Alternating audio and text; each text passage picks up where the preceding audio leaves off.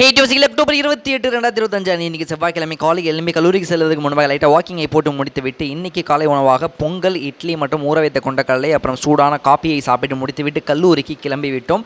நாளையிலிருந்து மேக்ஸிமம் இன்ஷால்லாம் வந்து பேனல் ஓப்பன் ஆகிடும், லேப் வந்துடும் அப்படின்னு சொல்லிட்டு பனிக்கு முன்னாடி உட்காந்து வெட்டத்தை பார்க்குற சுகம் இருக்குதே, சூப்பருங்க. மதிய சாப்பாடு சாம்பார் ரசம் ஒரு அவிச்ச முட்டை வந்து தமயந்தி வீட்டிலேயே அவிச்சு எடுத்துகிட்டு வந்துடுவாங்க. நான் வந்து அதை அதுக்கப்புறம் நாளைக்கு மாஸ் ட்ரான்ஸ்ஃபர் லேபுக்கு கன்ஃபார்ம் ஆகிவிட்டது. ஆகையால் வந்து லேபுக்கு தேவைப்படக்கூடிய விஷயங்களை எல்லாம் செய்து கொண்டு இருக்கிறோம்.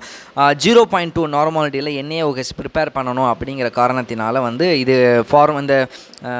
இந்த நார்மாலிட்டிக்கு ப்ரிப்பேர் பண்ணணும்னா என்ன பண்ணணும் அப்படின்னா, காஸ்டிக் சோடா எனப்படும் NaOH 8 கிராம் எடுத்துகிட்டு அதில் 1 லிட்டர் தண்ணிக்கு அதை மேக்கப் பண்ணணும். 1 லிட்டர் தண்ணியை ஊற்றக்கூடாது, 1 லிட்டர் தண்ணிக்கு அதை மேக்கப் பண்ணணும். காஸ்டிக் சோடா எனப்படும் இந்த NaOH வந்து கையில் பட்டுச்சுன்னா அரிக்க ஆரம்பித்தோம், ஸ்கின் அலர்ஜியுமே வரும். ஸோ அது கையில் படாத மாதிரி ஒரு 8 கிராம் போராடி எடுத்துட்டான். அதுக்கப்புறம் தண்ணியை ஊற்றி காஸ்டிக் சோடா லையாக இதை மாற்ற வேண்டும். காஸ்டிக் சோடா லை வந்ததுக்கப்புறம் 1 லிட்டருக்கு அதை மேக்கப் பண்ணிட்டா போதும், முடிஞ்சிச்சு. அதுக்கப்புறம் வந்து காஜு கோஸ்டி பஸ்ட்டு, இது பேர் என்னன்னு தெரில, இது நிறையா நாங்கள் கடிச்சிச்சு, சாப்பிட்டு முடிச்சிட்டோம். அதுக்கப்புறம் ஈவினிங் ஒரு சின்ன வேலை இருந்த காரணத்தினால் பெரம்பலூர் பழைய பஸ் ஸ்டாண்டுக்கு வந்திருந்தோம். பெரம்பலூர் பழைய பஸ் ஸ்டாண்டுக்கு வந்துட்டு சில வேலைகள் இருந்துச்சு.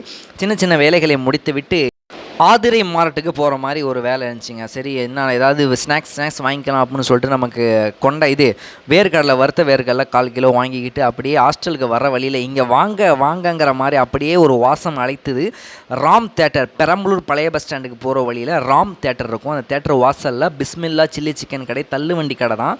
சூப்பராக இருக்குங்க, சத்தியமாக சொல்கிறேன், உண்மையாகவே வந்து செம்ம டேஸ்ட்டு. இந்த ஒரு பவுல் சூப்பு வந்து 20 ரூபா தான், செம்ம டேஸ்ட்டு. சளி பிடிச்சவங்களுக்குலாம் இது ஒரு நிவாரணமான மருந்து.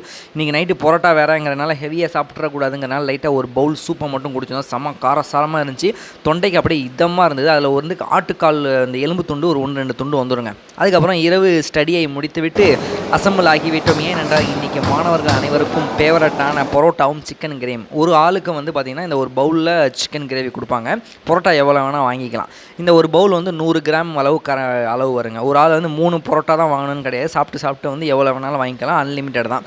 இன்றைக்கி துரதிர்ஷ்டவசமாக ஒரு கல் உப்பு லைட்டாக உப்பு கறிக்கிற மாதிரி இருந்தது. ஆனால் அந்த சோறுக்கு போட்டு சாப்பிட்றப்ப செம்ம தட்டாலடியாக இருந்துச்சுங்க. சாப்பிட்டு முடித்து விட்டோம். நான் சேனல் சப்ஸ்கிரைப் பண்ண மறந்துடாதீங்க.